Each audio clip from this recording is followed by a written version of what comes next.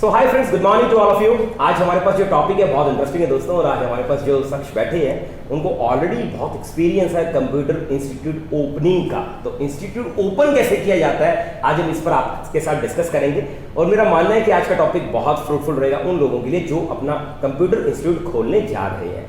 तो सर, सबसे पहले तो मैं संजय आपको वेलकम करूंगा पीडी क्लासेस पर, और हमने ऑलरेडी आपका एक इंटरव्यू स्टूडेंट्स को दिखाया भी था, और बहुत knowledgeable person you are, I can say. The thing is कि आज जो हमारा टॉपिक है उसमें मैं सबसे पहले तो ये जानना चाहूंगा कि आपको सर कितना एक्सपीरियंस है कंप्यूटर इंस्टीट्यूट का? सर, मुझे कंप्यूटर एकेडमी चलाते हुए 15 साल हो गए हैं। 15 years? Yes sir. Great thing sir, बहुत अच्छी बात है।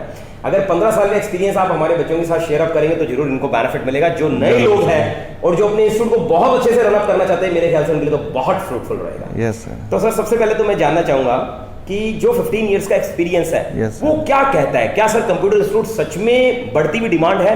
क्योंकि आज का टाइम सर युग टोटली कंप्यूटर बेस्ड है। Yes sir, yes yes.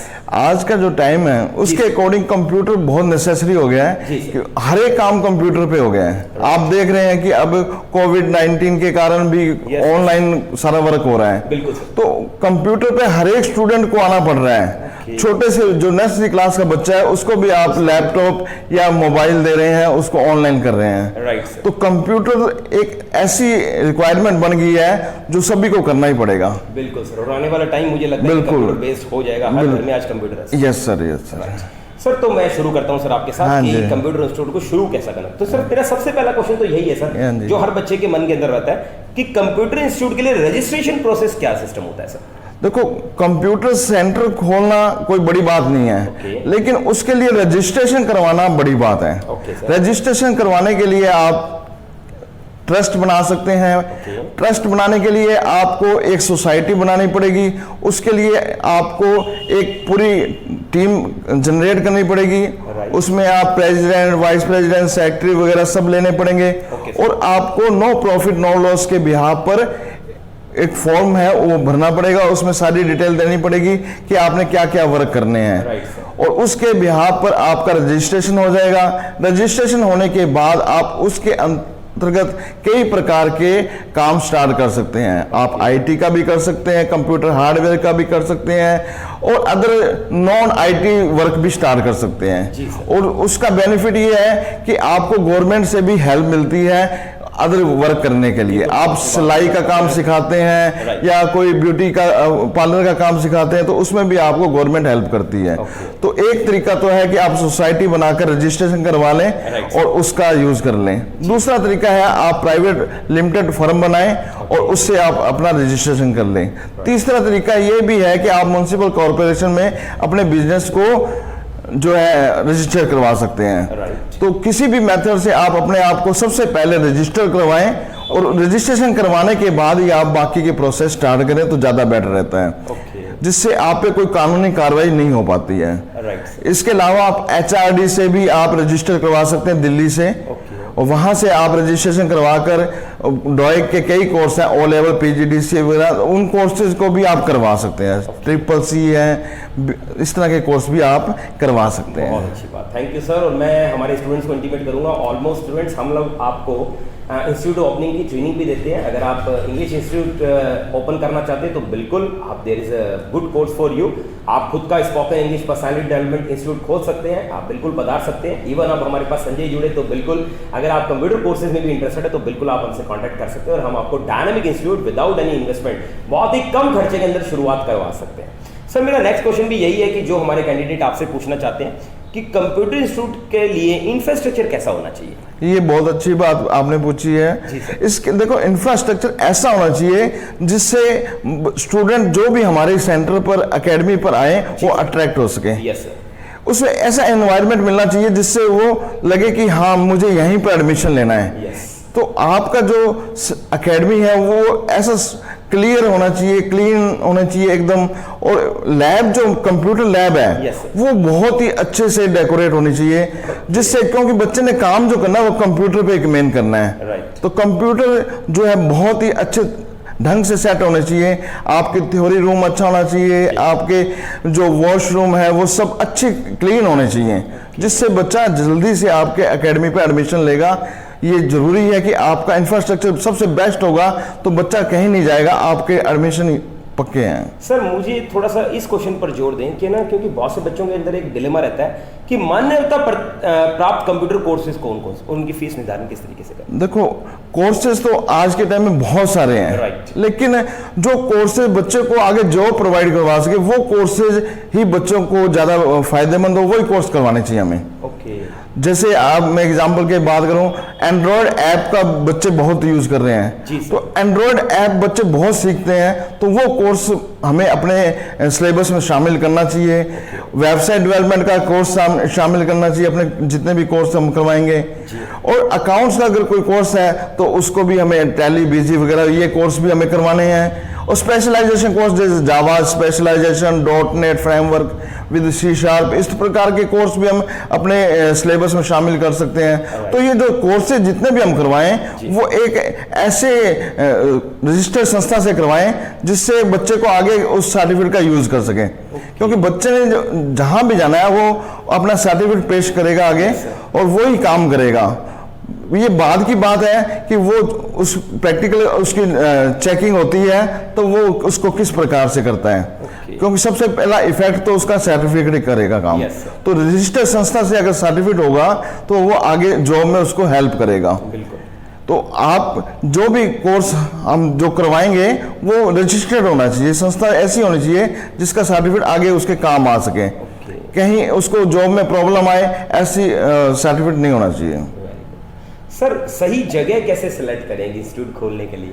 हाँ, ये देखो सेंटर या एकेडमी हम जो भी खोलते हैं उसके लिए जो हमारा जो सेंटर होना चाहिए वो ऐसी जगह पे होना चाहिए जहां पे हर एक स्टूडेंट इजीली पहुंच सके।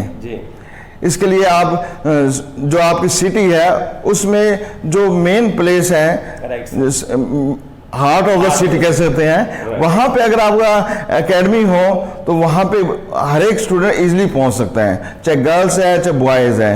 लेकिन अगर आपका एकेडमी सिटी के आउट ऑफ साइट में है तो हर एक स्टूडेंट इजीली नहीं पहुंच पाता। और दूसरी बात ये भी देखें कि बच्चा जहां पे इजीली मिल सकता है वो है स्कूल, कॉलेज या ITI सेंटर जितने भी होते हैं, या बस स्टैंड, रेलवे स्टेशन, इसके पास अगर आपका एकेडमी हो कैंडिडेट इजीली पहुंच सकते हैं, क्योंकि उसने बस से उतरना है, आपके सेंटर पर सीधा पहुंच जाना है। तो आपकी एकेडमी अगर नजदीक होती है किसी स्कूल, कॉलेज या ITI के, तो बच्चा जल्दी से आपके पास पहुंच जाएगा। क्या कहते हो सर, ये हार्ट ऑफ द सिटी है? बिल्कुल सर, ये तो बिल्कुल शहर का मेन पॉइंट है जहां पे स्टूडेंट इजीली पहुंच सकता है। सर मेरा नेक्स्ट क्वेश्चन वही है जो बच्चे पूछना चाहते हैं, क्योंकि क्वेश्चंस वही मैं लेकर आया हूं जो एक इंस्टीट्यूट ओपनिंग व्यक्ति अपने दिमाग के अंदर रखता है कि ये क्वेश्चंस मुझसे पूछे जा सकते हैं। तो सर मेरा क्वेश्चन है कि हार्डवेयर और सॉफ्टवेयर कौन कौन से खरीदने की जरूरत है सर, यदि हमें एक अच्छा इंस्टीट्यूट चलाना है? देखो, कंप्यूटर एकेडमी अगर हम खोलना चाहते हैं तो इसके लिए हमें कंप्यूटर जो है वो हाई प्रोसेसर वाले होने चाहिए, हाई स्पीड वाले होने चाहिए। तो जो भी आप कंप्यूटर परचेज करें वो आज के अकॉर्डिंग हाई स्पीड के परचेज करें। इसके अलावा आपको प्रिंटर की आवश्यकता पड़ेगी, स्कैनर, स्पीकर्स, ये रिक्वायरमेंट कंप्यूटर के पार्ट्स की रहेंगी। इसके अलावा आप जो सॉफ्टवेयर जिसमें आपने जो वर्क करवाना है उससे रिलेटेड आपने सभी सॉफ्टवेयर को परचेज कर लेना है। जैसे अकाउंट्स के टैली, बीजी हैं, उनको आप परचेज करें। MS ऑफिस जो आप करवाएंगे वो सभी सॉफ्टवेयर आपके पास होने चाहिए। अगर आप ओरिजिनल सॉफ्टवेयर नहीं परचेज करते हैं तो आप कानूनी कार्रवाई के अंतर्गत भी आ जाते हैं। पायरेटेड जो सॉफ्टवेयर है उस पर गवर्नमेंट एक्शन ले सकती है कभी भी। तो ये जरूरी है कि हमारे पास जो बेसिक सॉफ्टवेयर है वो हम खुद अपने लेवल पे परचेज कर लें। तो ये जो नॉर्मल सॉफ्टवेयर है वो हमें जरूर अपने पास रखने चाहिए। इसके अलावा अदर लैंग्वेज हैं वो आप डाउनलोड करके भी यूज कर सकते हैं। सर बहुत बार लोग ऐसा कहते हैं कि इंस्टीट्यूट का नाम क्या रखें, क्योंकि ये एक ऐसा क्वेश्चन है जो हर आदमी चाहता है कि मेरे इंस्टीट्यूट का नाम क्या रखूं मैं। तो आपके हिसाब से किस तरीके का नाम रखते हैं, इसमें ध्यान सावधानियां क्या रखनी चाहिए? देखो, इंस्टीट्यूट का नाम जो रखना है वो अट्रैक्टिव होना चाहिए मेरे हिसाब से। जैसे आपने रखा है PD क्लासेस, मतलब लोगों के मन में एकदम से आता है कि यार जबरदस्त। ऐसा ही नाम आप जब कंप्यूटर एकेडमी खोलें तो नाम ऐसा होना चाहिए जिससे स्टूडेंट को नाम सुनते ही लगे हाँ यार मैं देख के आता हूँ, मैं जाके आता हूँ। तो नाम इफेक्टेड होना चाहिए आपके, और उसमें कंप्यूटर एजुकेशन या इंस्टीट्यूट ऑफ कंप्यूटर एजुकेशन इस प्रकार से पीछे ऐड कर सकते हैं आप। ओके। और नाम जो है वो रजिस्टर्ड ट्रेडमार्क जो ऑलरेडी हैं वो नाम आप यूज ना करें। ये बहुत जरूरी है कि जो नाम रजिस्टर्ड है ट्रेडमार्क वाले, उनका अगर हम यूज करते हैं तो हम पे कानूनी कार्रवाई हो सकती है। ओके सर, हमें पता कैसे लगेगा कि ये रजिस्टर्ड है? बिल्कुल, जो स्टूडेंट इस लाइन में हैं उनको ये पता रहता है कि ये जो रजिस्टर्ड है, जिनके नाम मार्केट में चल रहे हैं, वो अगर हम यूज करेंगे तो एपटेक है, एनआईटी है, जो बड़े नाम हैं वो सभी स्टूडेंट्स को पता है। राइट। और अगर हम वो नाम अगर अपने एकेडमी का रखते हैं तो वो गलत हो जाएगा। ओके। तो ये जरूरी है कि जो भी हम नाम रखें एकेडमी का वो अट्रैक्टिव होना चाहिए, जिससे स्टूडेंट अट्रैक्ट होकर हमारे पास सीधा ही आ जाएगा। ओके सर, कंप्यूटर इंस्टीट्यूट के लिए सक्षम और योग्य टीचर्स के अपॉइंटमेंट कैसे करें? देखो, जो कोर्स हम करवाने जा रहे हैं उस कोर्स के लिए टीचर भी हम उसके अकॉर्डिंग देखेंगे। एग्जाम्पल के लिए बात करूं, अगर हमें टैली बीजी वगैरह कोर्स करवाना है अकाउंट्स के, तो हम ऐसा टीचर देखेंगे जिसको कॉमर्स बैकग्राउंड का हो, उसको अकाउंट्स की नॉलेज हो। इसी प्रकार से हम कोई वेबसाइट डेवलपमेंट का कोर्स करवाने जा रहे हैं, एंड्रॉयड ऐप का करवाने जा रहे हैं, तो उससे रिलेटेड उसकी नॉलेज को चेक करेंगे। नॉलेज चेक करने का एक तरीका यह भी है कि आप उसको एक डेमो क्लास दे दें। डेमो क्लास स्टूडेंट की लेगा तो वो जो स्टूडेंट बैठेंगे वो उसको देखेंगे, उनको अगर समझ आ रहा होगा तो हम उसको अपॉइंट कर सकते हैं। ये भी एक तरीका है अपॉइंटमेंट करने का। और नहीं तो आप एक्सपर्ट के थ्रू भी आप उसका इंटरव्यू लेकर उसको अपॉइंट कर सकते हैं, उसकी क्वालिफिकेशन देख सकते हैं, उसकी डिटेल को चेक कर सकते हैं, उसकी नॉलेज को चेक करके आप उसको पॉइंट कर सकते हैं। सर, आपने डेमो क्लास का नाम लिया तो मैं ये पूछना चाहता हूँ कि मान लीजिए हमारे पास कैंडिडेट आते हैं, यस, तो हमें डेमो में क्या पढ़ाना चाहिए आपके हिसाब से जिससे स्टूडेंट इंप्रेस हो? बिल्कुल, बहुत अच्छी बात पूछी है। ये देखो, डेमो में हमें वही पढ़ाना चाहिए जो बच्चा इजीली सीख सके। ओके। बच्चा जो आता है वो एकदम न्यू आता है, उसको कुछ भी कंप्यूटर का नहीं पता होता है। अगर हम उसको C# या जावा पढ़ाने लग जाए स्टार्टिंग में तो वो चला जाएगा। तो बच्चे का नॉलेज स्टार्टिंग में बनाने के लिए उसको ऐसा पॉइंट पढ़ाना चाहिए जिसका उससे इंटरेस्ट बने। इंटरेस्ट बनेगा तभी वो एकेडमी में एडमिशन लेगा और हमारे आगे उसको कोर्स करवा पाएंगे। जब मैं स्पोकन इंग्लिश इंस्टीट्यूट लोगों के खुलवाता हूँ, और मेरे ख्याल से मैंने Kerala, Assam, Orissa, Mumbai, Kashmir, MP, UP, AP कोई स्टेट नहीं छोड़ा हमने। इवन हमारे वीडियोस में बहुत से बच्चे हैं और बहुत से लोग ऑनलाइन टेलीफोन कोर्स वगैरह के थ्रू भी अपना इंस्टीट्यूट खोल रहे हैं हमसे करके। तो बच्चों में क्यूरी आती है, सर ये जो डेमो क्लास है ये मैं कितनी देर देनी चाहिए? तो आपके हिसाब से क्या टाइमिंग होता है इसका कि इतनी देर हमें बच्चे को बिठा कर कराना चाहिए एवरेज? देखो, वैसे तो क्या है कि हर एक संस्था अपना अपना हिसाब से करवा रही है। Right sir. लेकिन मेरे हिसाब से 3 दिन का डेमो उसको देना चाहिए। ओके। 3 दिन में बच्चा सेटिस्फाई हो जाता है अगर हम उसको सही ढंग से उसको करते हैं तो। Right sir. तो आप 3 दिन का डेमो पर डे 1 आवर्स का दे सकते हैं, जिससे बच्चे को इसमें आप कंप्यूटर का प्रैक्टिकल बच्चे को करवाएंगे तो बच्चा ज्यादा अट्रैक्ट होगा। अगर आप उसको थ्योरी पढ़ाएंगे तो बच्चा अट्रैक्ट नहीं होगा। ये कंप्यूटर प्रैक्टिकल जितना ज्यादा करवाएंगे, उसको इंटरनेट के बारे में बताएंगे, उसकी जो उसकी रिक्वायरमेंट है उससे रिलेटेड उसको बताएंगे तो उसका इंटरेस्ट बनेगा। अगर बच्चा आया आपके पास और आप उसको थ्योरी पढ़ाने लग गए और उसको इंटरेस्ट नहीं आएगा। हाँ, कंप्यूटर का एक अपना बच्चा जब आता है तो वो बड़े शौक से आता है कि मुझे कंप्यूटर चलाऊंगा, इंटरनेट चलाऊंगा। तो बच्चा जो चाह रहा है उसी के अकॉर्डिंग आप उसको सिखाएं। Right sir. बच्चा इंटरनेट के लिए आ रहा है, उसका इंटरेस्ट पैदा करने के लिए आप उसको इंटरनेट करवा दें, जिससे बच्चा आपसे टच में आ जाएगा। और फिर आप उसको बाद में थ्योरी भी करवाते हैं तो बच्चा कहीं नहीं जाएगा आपसे। बिल्कुल सर। तो ये जरूरी है कि जो भी आप करवाएं बच्चे के इंटरेस्ट के अकॉर्डिंग स्टार्ट करते हुए करवाएं। सर, लाइब्रेरी को मेंटेन कैसे किया जाता है कंप्यूटर इंस्टीट्यूट में? देखो, लाइब्रेरी जरूरी है किसी भी एकेडमी के लिए। अगर लाइब्रेरी नहीं होगी तो बच्चे को उसकी नॉलेज प्रॉपर नहीं मिल पाती। राइट। तो लाइब्रेरी आप अपने एकेडमी में बुक्स जो है कंप्यूटर की उसको मार्केट से परचेज करके लाकर अपने यहाँ रख सकते हैं और उसको इशू कर सकते हैं बच्चे को। जिस टॉपिक को आप पढ़ा रहे हैं उससे रिलेटेड आप बुक उसको इशू कर दें।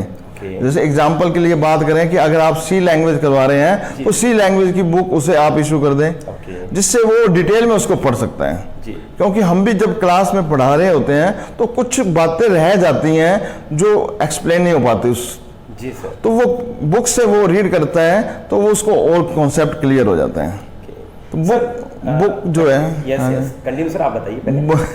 बुक जो है, हाँ जी, बुक जो है वो बच्चे के ध्यान में रखनी चाहिए, उसको हिंदी में भी रखनी चाहिए, कुछ इंग्लिश में भी रखनी चाहिए, क्योंकि कई बच्चे गांव से आते हैं, उनको हिंदी की या इंग्लिश की प्रॉब्लम आ जाती है। कई बच्चे इंग्लिश मीडियम के होते हैं, कई हिंदी मीडियम के होते हैं, तो दोनों प्रकार की बुक्स होनी चाहिए। और इसके अलावा कुछ मैगजीन्स वगैरह, न्यूज़पेपर, ताकि बच्चा अगर कंप्यूटर फ्री नहीं है तो वेटिंग कर रहा है तो वो उस वक्त भी उनका यूज कर सके। बहुत आपने बहुत अच्छी बात बताई सर। सर आपने 15 साल का एक्सपीरियंस लिया, तो कभी ऐसा नहीं हुआ कि कोई बच्चा सेटिस्फाइड नहीं हुआ और फिर आपने क्या ऐसा किया जिससे बाद में वो आपसे सेटिस्फाइड हुआ? कभी ऐसा हुआ सर?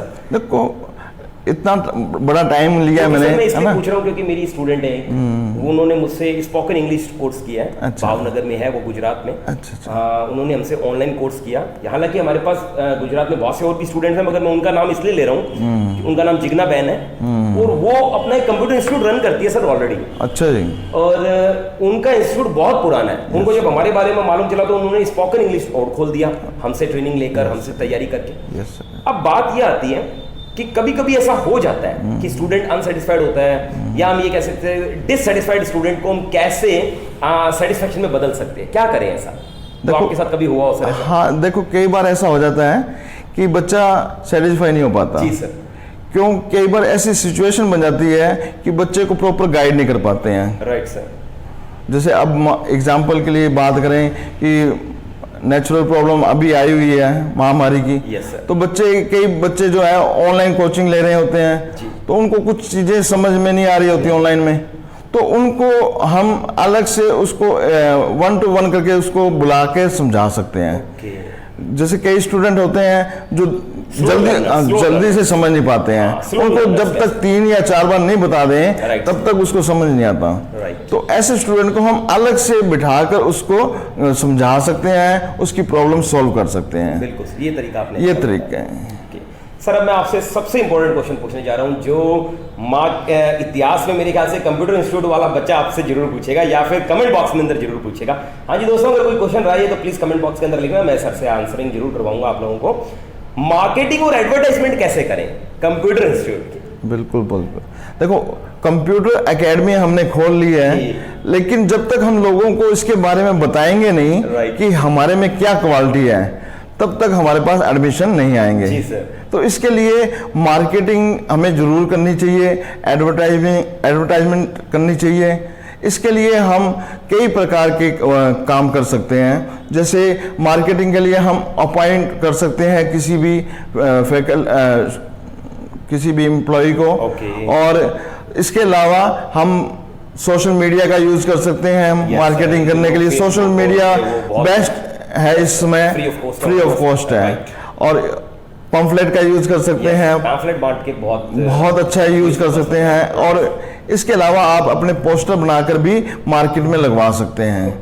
तो ये मार्केटिंग के तरीके हैं। इसके अलावा जब आपसे स्टूडेंट सीख के जाएगा, वो सबसे बेस्ट मार्केटिंग होती है माँ बाप से। बिल्कुल 1-to-1। बिल्कुल, ये जो काम है स्टूडेंट्स का, ये सबसे बेस्ट रहता है। अगर आपने स्टूडेंट को सेटिस्फाई कर दिया तो एक स्टूडेंट 10 स्टूडेंट देगा ही देगा आपको। ये बिल्कुल मेरा ये खुद का एक्सपीरियंस है कि मैंने एक स्टूडेंट पढ़ाया, वो अभी तक जुड़ा हुआ है और हर एक मंथ या हर एक 2 मंथ के बाद कोई ना कोई स्टूडेंट भेजता रहता है। तो स्टूडेंट जब सेटिस्फाई होगा, वो आपकी सबसे बड़ी पब्लिसिटी है, वो सबसे आगे काम करेगा। देखिए, जब इंस्टीट्यूट खोलने व्यक्ति लगता है तो सबसे बड़ी बात आती है मनी। यस। मनी को मैं एक नेसेसरी इविल कहूंगा, एक जरूरी बुराई। तो आपके हिसाब से कितना इन्वेस्टमेंट सर एवरेज लग जाता है एक इंस्टीट्यूट खोलने के? देखो मनोज जी, ऐसा वैसे तो इसकी कोई लिमिट नहीं है देखा जाए तो। राइट। कहते हैं कि ये तो ऐसी जगह है जहाँ पे जितना पैसा लगा दो उतना ही कम है। ओके। लेकिन अगर आप स्टार्टिंग में हैं और ज़्यादा इन्वेस्टमेंट नहीं करना चाहते, तो आप उस इन्वेस्टमेंट को 1 लाख के अंडर ले सकते हैं। ओके। आप 5-6 कंप्यूटर लगाकर भी अपना बिजनेस एक बार स्टार्ट कर सकते हैं, और उसके बाद जैसे जैसे आपका बिजनेस बढ़ता है आप उसको और डेवलप कर सकते हैं। तो बिजनेस स्टार्ट करने के लिए आपको यूं कह सकते हैं मिनिमम 1 लाख रुपीज की आवश्यकता पड़ेगी। अगर आप इतना कर सकते हैं तो आपका बिजनेस स्टार्ट हो सकता है। और उसके बाद आप इसके बेनिफिट लेके इसका जो भी इनकम होगी उससे आप आगे बढ़ सकते हैं। और सर किन बातों का ध्यान रखना चाहिए कि हमसे इंस्टीट्यूट में गलतियां ना हो, और हम इन बातों का जरूर ध्यान रखें जब हम इंस्टीट्यूट चला रहे हैं? देखो, इंस्टीट्यूट चलाते वक्त ये मेन ध्यान में रखना चाहिए कि जो स्टूडेंट से आपने कहा है उसको आप जरूर पूरा करें। एग्जाम्पल के लिए बात करें कि अगर आपने स्टूडेंट को कहा है कि मैं 7 बजे क्लास लूंगा, तो आप 7 बजे क्लासरूम में होने चाहिए। ऐसा ना हो कि बच्चा वेट करे आपका और आप बाहर घूम रहे हो। दूसरी बात, बच्चे को जो नॉलेज चाहिए वो उसको दें आप, उसके लिए आपको एक्स्ट्रा एफर्ट्स करने पड़े। बहुत अच्छी बात। जैसे वेबसाइट डेवलपमेंट करना चाहता है बच्चा, तो बच्चे को डेवलपमेंट करने के लिए उसको क्या क्या चीजें सिखानी है वो आपको प्रॉपर उसको बतानी है। अगर आप में भी कोई कमी है तो आपने उसको सीख कर उसको पूरा करना है। बहुत अच्छी बात। तभी बच्चा आप पे फेथ करेगा और आपकी मार्केटिंग भी करेगा। सर आप कौन कौन से कोर्सेज करवाते हैं? देखो, कोर्स बच्चे कई प्रकार के आते हैं हमारे पास। स्पेशलाइजेशन कोर्स होते हैं हमारे, जावा स्पेशलाइजेशन है, .NET है, PHP है, तो इस तरह के कोर्स हैं। इसके अलावा बच्चे अकाउंट्स के लिए आते हैं क्योंकि इससे जॉब जल्दी मिल जाती है। टैली BG सीखने के लिए बहुत बच्चे आते हैं। वेबसाइट डेवलपमेंट के लिए बहुत सारे आते हैं। एंड्रॉयड ऐप के लिए आते हैं। कई बच्चे बेसिक कोर्स करने के लिए आते हैं जिससे वो टाइपिंग वगैरह जॉब ले सकते हैं। कई बच्चे डिजाइनिंग के कोर्स के लिए आते हैं। DTP का कोर्स होता है, उसके लिए आते हैं। पेज मेकर, कोल्ड्रा वगैरह उसके अंदर होता है। तो ये मेन जो कोर्स चलते हैं वो ये चलते हैं। बाकी कई बच्चे जैसे कोई कोचिंग कर रहा है, MCA कर रहा है, कोई PGDCA कर रहा है, तो उसकी कोचिंग लेने के लिए भी हमारे पास आते रहते हैं कि पर्टिकुलर सब्जेक्ट की कोचिंग उनको चाहिए तो वो हमसे कांटेक्ट कर लेते हैं। तो इस तरह से बच्चे मार्केट में बहुत है। अगर आप में क्वालिटी है तो आपके पास बच्चों की कमी नहीं रहेगी। Very good sir. सर मुझे ये बताइए कि प्रॉफिट कितना होता है सर? सबसे अच्छा। देखो, ये तो हमारे आपने अंदर की बात पूछ ली। यस सर, और मैं चाहता हूँ कि पता लगे लोगों को भी, मोटिवेट हो लोग इस बात से कि कंप्यूटर इंस्टीट्यूट खोलने से कितना प्रॉफिट हो सकता है। देखो, इसमें ये है कि आप कितना कमाना चाहते हैं ये आप पे डिपेंड। मैं इतने से बात कहूंगा कि आप में अगर टैलेंट है तो आप जितना चाहते हो उतना उससे ज्यादा कमा सकते हो। जैसे हमारे YouTube पर तो सर क्या तरीका क्या रहता है, मतलब क्या प्रॉफिट किस तरीके से हमें सोचना चाहिए? देखो, इसमें बच्चा जो आता है आपके पास वो पर्टिकुलर कोर्स के लिए आता है और उसकी एक फीस होती है, वो पेड करता है। तो बच्चे जो भी फीस पेड करते हैं यूँ समझे कि आपका 50% सब एक्सपेंस निकाल के भी बच जाता है। एग्जाम्पल के लिए बात करें कि अगर किसी कोर्स की फीस हमने 10,000 रखी है तो उसका 5,000 आपका सेफ है, आपके ही काम आने वाला है। 5,000 आपके एक्सपेंस में काम आ जाएगा। तो इस तरह से अगर मान लें आप 100 बच्चे आपके पास हैं तो आप अंदाजा लगा सकते हैं कि आप कितनी इनकम कर लेंगे। और ये मैं जैसे बता रहा हूँ कि हर एक प्रकार के कोर्स करवाते हैं तो अलग अलग कोर्स में अलग अलग और बेनिफिट हो जाता है। तो एक अच्छी मोटी अमाउंट कह सकते हैं वो बन जाती है हमारे, और उसका यूज हम आगे सर ये मोटिवेशन जरूरी है सर, तभी लोग खोलेंगे अपना जरूर, बिल्कुल। और सर सबसे बड़ी बात, मैं प्लेसमेंट्स के बारे में बात करूंगा आपसे, क्योंकि देखिए ऑल इंडिया लोग हमारे पास भी प्लेसमेंट्स के लिए आते हैं, इंटरव्यूज के लिए आते हैं, तैयारी करते हैं, 7 दिन यहाँ रहते भी है, जो नहीं आ पाते ऑनलाइन कोर्स करते हैं, घर बैठ कर हमसे फेस टू फेस पढ़ते हैं। अब सबसे बड़ी बात आती है कि प्लेसमेंट का कैसे ध्यान रखना चाहिए सर? देखो, इसके लिए आपको एफर्ट्स करने पड़ेंगे। आपको उन कंपनियों से टाई अप करना पड़ेगा जिनको रिक्वायरमेंट रहती है। जैसे एग्जांपल के लिए बात करें, इंश्योरेंस कंपनीज बहुत सारी हैं। बहुत सारी दुकानें हैं मार्केट में, उनसे भी आप, हाँ, आर्थ वगैरह की दुकानें हैं, और कई सॉफ्टवेयर कंपनीज हैं, उनसे आप टाई अप करके रखें। और जो रिक्वायरमेंट जिस प्रकार की स्टूडेंट जिस प्रकार का कोर्स कर रहे हैं उससे रिलेटेड आप अपने टाई अप करके रखें। बेसिक कोर्स कर रहे हैं तो उसको आप टाइपिंग से रिलेटेड कोई ऐसी शॉप से कांटेक्ट करवा दें जहां पे उसको जॉब अवेलेबल हो जाए। और अगर सॉफ्टवेयर कर रहा है आपसे कोई स्पेशलाइजेशन तो उसको उस कंपनी से टाइप होना चाहिए आपका, जिससे आप उसको प्लेस करवा सकें। तो प्लेसमेंट का एक पूरा सेल होना चाहिए, आपके पास पूरी डिटेल होनी चाहिए कि हाँ इस कंपनी में ये रिक्वायरमेंट है तो वहां पे अपने स्टूडेंट प्लेस करवाने चाहिए।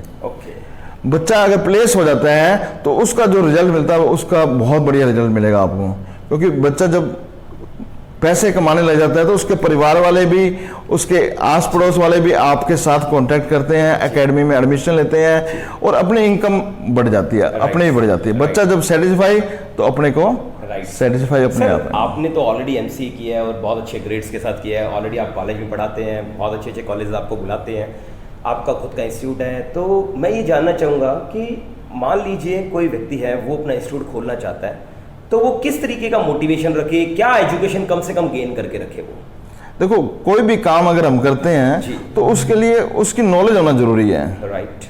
जैसे एग्जाम्पल के लिए बात करें कि अगर हम कंप्यूटर एकेडमी खोलना चाहते हैं और हमें कंप्यूटर की नॉलेज ही नहीं है तो हम दिक्कत में आ जाएंगे। राइट सर, डिपेंडेंसी बहुत समय बहुत नहीं चलती। राइट। दूसरी बात यह है कि अगर आपको चलो ज्यादा नॉलेज नहीं है तो बेसिक नॉलेज तो आपको होनी ही चाहिए, जिससे आप उसको कंट्रोलिंग तो कर सकें। Yes sir. तो आपका अगर बेसिक कोर्स भी किया हुआ है तो भी आप उसको हैंडल कर सकते हैं। क्योंकि कोई टीचर अगर नहीं आ रहा है तो आप बच्चे को थोड़ा बता सकते हैं कि आप अभी फिलहाल ये कर ले, टीचर अभी आ रहे हैं, तो आप उसको मेंटेन करके रख सकते हैं। नहीं तो अगर आपको नॉलेज नहीं है तो सामने वाला व्यक्ति आपको कुछ भी कहकर कह सकता है। सर मेरा आपने वैसे तो ऑलमोस्ट हमारे सारे क्वेश्चंस जो मैं कम से कम लिख के लाया था वो तो बहुत अच्छे क्वेश्चंस आपने जवाब दिए। सर मैं जानना चाहता हूँ कि बहुत बार ऐसा भी होता होगा कि जैसे एग्जाम्स जब खत्म होते हैं तो थोड़ा स्टफ आपके पास ज़्यादा आता होगा, थोड़ा सा सर टाइम पीरियड के अकॉर्डिंग रहता होगा माहौल, तो कभी कभी ऐसा भी होता है सर स्लैक पीरियड भी आता है आपका? बिल्कुल बिल्कुल ऐसा भी होता है। जैसे अब एग्जाम अप्रैल में मोस्टली कंप्लीट हो जाते हैं, तो मई जून जुलाई ये 3 मंथ ऐसे होते हैं जिसमें स्टूडेंट बहुत ज़्यादा होते हैं, हमें ये सोचना पड़ता है टाइम कैसे दें। तो ये एक ऐसा टाइम होता है जिसमें हमारे पास स्टूडेंट बहुत ज़्यादा होते हैं। और इसके रिवर्स है फरवरी मार्च, ये 2 मंथ ऐसे होते हैं जब एग्जाम टाइम होता है, बच्चा एग्जाम की तैयारी कर रहा होता है। उस समय हमारे पास जो भी बच्चे होते हैं वो हमसे छुट्टियां लेकर अपनी तैयारी कर रहे होते हैं। तो ये 2 मंथ हमारे लिए थोड़ा मुश्किल रहते हैं, बाकी 10 मंथ में हम। तो सर मेरा मानना है कि आपके हिसाब से बेस्ट टाइम कौन सा होता है इंस्टीट्यूट खोलने का, कंप्यूटर इंस्टीट्यूट का? अगर कोई व्यक्ति हमसे पूछे कि सर कौन से मंथ बेस्ट होता है खोलने का? देखो ये जो अभी जो टाइम है ये सबसे बेस्ट टाइम कह सकता हूँ मैं। इसका कारण ये भी है कि आज बच्चा घर से बाहर कम निकल रहा है। जी सर। तो आप अगर इंस्टीट्यूट खोल लेते हैं अभी तो आप ऑनलाइन कोचिंग दे सकते हैं। बिल्कुल। बच्चे को आपके पास आने की रिक्वायरमेंट नहीं है, आप ऑनलाइन कोचिंग दें। और ऑनलाइन कोचिंग देते वक्त आपको ज्यादा इंफ्रास्ट्रक्चर भी इसमें नहीं चाहिएगा मेरे हिसाब से। हम भी इसमें ऑनलाइन कोचिंग ही दे रहे हैं। हाँ, तो अगर आप अभी स्टार्ट करते हैं तो कम इंफ्रास्ट्रक्चर से भी आप अपना स्टार्ट कर सकते हैं एकेडमी को। क्योंकि बच्चे ने अभी आना नहीं है, पेरेंट्स से भी बच्चे को भेजेंगे नहीं। बिल्कुल। तो आप अभी स्टार्ट करते हैं तो कम पैसे से भी आप अपना बिजनेस स्टार्ट कर सकते हैं और रिजल्ट ले सकते हैं। तो मेरा मानना है सर आपने जितने भी हमें पॉइंट्स बताए वो बहुत मोटिवेशनल थे। सर आपने पर्सनल अपने आप को कैसे मोटिवेट रखा इंस्टीट्यूट खोलने का? आपके माइंड में आइडिया कैसे आया? देखो मेरे स्टार्टिंग से ये रहा है कि मैं बच्चों के लिए कुछ करूं। मेरा इंटरेस्ट कंप्यूटर में ही रहा है। जब कंप्यूटर 96 में मैंने कंप्यूटर कोर्स कर लिया था, तो जब मैंने कंप्यूटर कोर्स सीखा तो मुझे लगा कि ये बहुत बढ़िया चीज़ है और जो बच्चे आगे जनरेशन आ रही है उनको भी ये नॉलेज देनी चाहिए। तो मैंने स्टार्टिंग से ही अपना एक बना लिया था गोल कि मुझे कंप्यूटर एकेडमी खोलनी है। और मैंने कोई गवर्नमेंट की तैयारी भी नहीं की जॉब के लिए, और कंप्यूटर लाइन में अपना फ्यूचर बनाना था। तो ये मेरे अंदर था कि मैं कंप्यूटर में कुछ नया करूं। इसी तरीके का जज्बा अगर हमारे स्टूडेंट्स में है तो बिल्कुल वो अपना इंस्टीट्यूट खोलेंगे। और फिर भी कोई क्वेश्चन रह गए हो तो दोस्तों बिल्कुल आप कमेंट बॉक्स के अंदर लिखिए, हमारे सर आपको रिप्लाई देंगे, हम वादा करते हैं आपसे। बस आप बने रहिए, एंजॉय कीजिए। हमने आपको अपने चैनल पर 2000 वीडियो दे रखी है दोस्तों, बॉडी लैंग्वेज के, पर्सनालिटी डेवलपमेंट के, स्पोकन इंग्लिश के, इंटरव्यू की तैयारी के। आप एंजॉय कीजिए ना चैनल के साथ, आपको बहुत मजा आएगा, बहुत अच्छी चीजें मिलेगी सीखने के लिए। तो हम चाहते हैं संजय जी को आप बहुत सारे लाइक्स दें और थैंक यू बोलें कि उन्होंने अपना समय निकाला और उन्होंने बहुत अच्छी अच्छी बातें आपको बताई। Thank you Sanjay, thank you, proud of you.